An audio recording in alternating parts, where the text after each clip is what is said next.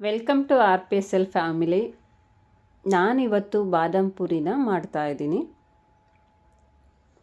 2 ಬಟ್ಲಷ್ಟು ನಾನು ಮೈದಾ ಹಿಟ್ಟನ್ನು ಹಾಕಿ ಅದಕ್ಕೆ ಅರ್ಧ ಟೇಬಲ್ ಸ್ಪೂನು ಅರಿಶಿನ ಪುಡಿನ ಹಾಕಿ ಮಿಕ್ಸ್ ಮಾಡ್ಕೊತಾ ಇದ್ದೀನಿ.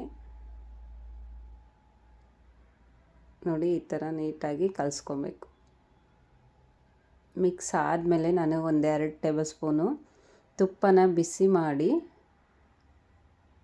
ಹಾಕ್ತಾಯಿದ್ದೀನಿ.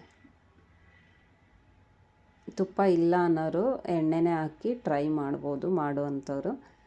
ಬಿಸಿ ಇದೆ, ಅದಕ್ಕೋಸ್ಕರ ನಾನಿಲ್ಲಿ ಸ್ಪೂನಲ್ಲಿ ಕಲಿಸ್ತಾ ಇದ್ದೀನಿ. ನೋಡಿ, ಬಿಸಿ ಆರಿದ ಮೇಲೆ ನಾನು ಹಿಟ್ಟನ್ನು ನೀಟಾಗಿ ಕೈಯಿಂದ ಕಲಿಸ್ಕೊತಾ ಇದ್ದೀನಿ. ಗಂಟಿಲ್ಲದೆ ಇರೋ ಥರ ಕಲಿಸ್ಕೊಬೇಕು. ಈ ಥರ ನೀಟಾಗಿ ಮಿಕ್ಸ್ ಆದಮೇಲೆ ನಾನಿಲ್ಲಿ ಸ್ವಲ್ಪನೇ ನೀರು ಹಾಕ್ಕೊಂಡು ಕಲಿಸ್ಕೊತಾ ಇದ್ದೀನಿ. ಒಂದೇ ಸಲ ಜಾಸ್ತಿ ನೀರು ಹಾಕ್ಕೊಬೇಡಿ, ಸ್ವಲ್ಪನೇ ನೀರು ಹಾಕ್ಕೊಂಡು ಚಪಾತಿ ಹಿಟ್ಟಿನ ಅದಕ್ಕೆ ಕಲಿಸ್ಕೊಬೇಕು.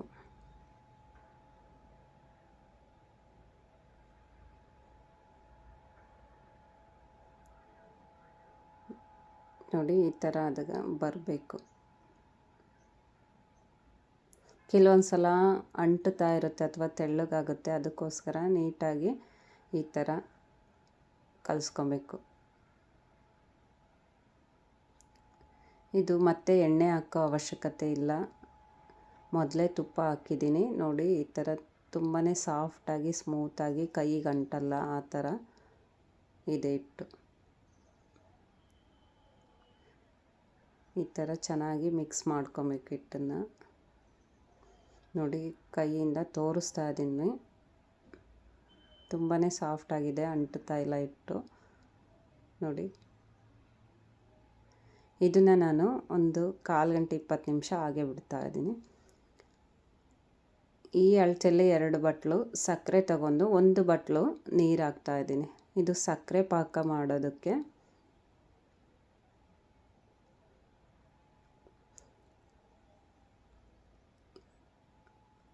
ನೋಡಿ, ಈ ಥರ ಮಿಕ್ಸ್ ಮಾಡ್ಕೊಬೇಕು ಒಂದು ಸ್ಪೂನಿಂದ, ಬೇಗ ಸಕ್ಕರೆ ಕರಗುತ್ತೆ. ಕೆಲವರು ಜಾಸ್ತಿ ನೀರು ಹಾಕ್ಕೊತಾರೆ, ಆ ಥರ ಅದರಿಂದ ಬೇಗ ಪಾಕ ಬರಲ್ಲ. ನಾವು ಯಾವ ಕ್ವಾಂಟಿಟಿಯಲ್ಲಿ ತೊಗೊಂಡಿರ್ತೀವೋ ಅದು ಅರ್ಧದಷ್ಟು ನೀರು ಹಾಕ್ಕೊಬೇಕು. ಪಾಕ ಬೇಗ ರೆಡಿಯಾಗೋಗುತ್ತೆ. ನೋಡಿ, ರೆಡಿಯಾಗೋಯ್ತು ಪಾಕ. ಇದನ್ನು ಬೇಕಾದ್ರೆ ನೀವು 1 ಬಟ್ಲಲ್ಲಿ ನೀರು ಹಾಕ್ಕೊಂಡು 1 ಡ್ರಾಪ್ ಹಾಕ್ಕೊಂಡು ಪಾಕ ಬಂದಿದೆಯಾ ಇಲ್ಲ ಅಂತ ಚೆಕ್ ಮಾಡ್ಕೊಬೋದು. ಒಂದೆಳೆ ಪಾಕ ಬಂದರೆ ಸಾಕು. ಹಿಟ್ಟು ನೋಡಿ, ತುಂಬಾ ಸಾಫ್ಟಾಗಿ ನೆಂದಿದೆ. ಅದು ಮತ್ತೊಂದು ಸಲ ನಾದ್ಕೊಂಡು ನಾನು ಈ ಥರ ಚಿಕ್ಕ ಚಿಕ್ಕ ಉಂಡೆಗಳಾಗಿ ಬಿಲ್ಲೆ ಮಾಡಿ ಇಟ್ಕೊಂಡಿದ್ದೀನಿ. ಇದನ್ನು ನಾನು ಸ್ವಲ್ಪ ಹಿಟ್ಟು ಹಾಕ್ಕೊಂಡು ಲಟ್ಟಿಸ್ತಾ ಇದ್ದೀನಿ. ನಾವು ಪೂರಿಗೆ ಯಾವ ಥರ ಹಿಟ್ಟು ತೊಗೊತೀವೋ ಆ ಥರನೇ ತೊಗೊಂಡು ಚಿಕ್ಕ ಚಿಕ್ಕದಾಗಿ ಈ ಥರ 4 ಫೋಲ್ಡ್ ಮಾಡ್ಕೊಬೇಕು. ಇದನ್ನು ಮತ್ತೆ ಲಟ್ಟಿಸ್ಬೇಕು.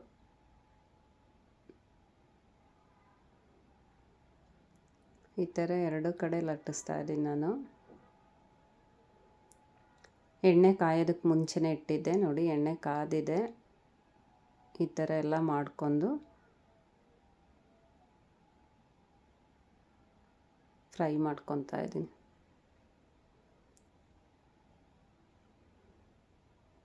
ಸಕ್ಕರೆ ಪಾಕನೂ ಬಿಸಿಯಾಗಿರಬೇಕು.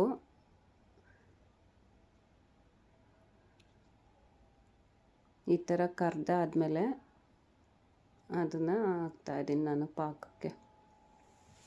ತುಂಬಾ ಚೆನ್ನಾಗಿ ಬರುತ್ತೆ. ನೀವು ಬೇಕ್ರಿಯಲ್ಲಿ ತಿನ್ನೋ ಥರನೇ ಮನೇಲಿ ಮಾಡ್ಕೊಂಡು ತಿನ್ಬೋದು. ತುಂಬಾ ಸಾಫ್ಟಾಗಿ ಸ್ಮೂತಾಗಿ ಮಕ್ಕಳಿಗೆಲ್ಲ ಈ ಥರ ಮನೆಯಲ್ಲೇ ಸ್ನ್ಯಾಕ್ಸ್ ಕೂಡ ಮಾಡಿ ಕೊಡ್ಬೋದು.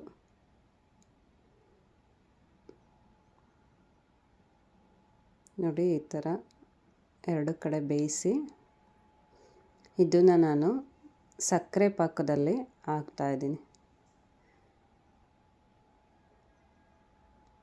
ನೋಡಿ, ಈ ಥರ ಹಾಕಿ ಒಂದು 5 ನಿಮಿಷ ಆದಮೇಲೆ ಮತ್ತೆ ಎರಡು ಕಡೆ ಪಾಕದಲ್ಲಿ ನೆನೆಸ್ಬೇಕು.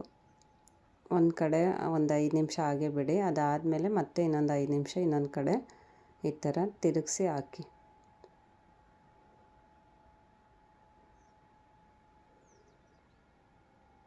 ಪಾಕ ಚೆನ್ನಾಗಿ ಹೀರ್ಕೊಳ್ಳುತ್ತೆ ಬಿಸಿ ಇರೋದ್ರಿಂದ. ನಾನು ಪಾಕ ಮಾಡಿ ಆಫ್ ಮಾಡಿದ್ದೀನಿ ಆಲ್ರೆಡಿ. ಅದೇ ಬಿಸಿಗೆ ಪಾಕ ಚೆನ್ನಾಗಿ ಎರಡು ಕಡೆ ಹೀರ್ಕೊಳುತ್ತೆ.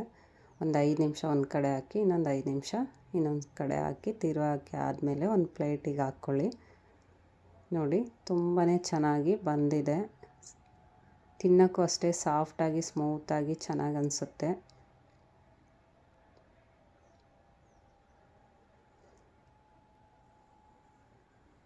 ಇದನ್ನು ನಾನು ಒಂದು ಪ್ಲೇಟಲ್ಲಿ ಹಾಕಿ ಅದಕ್ಕೆ ಬಾದಾಮಿ ಪುಡಿನ ಉದುರಿಸಿದ್ದೀನಿ.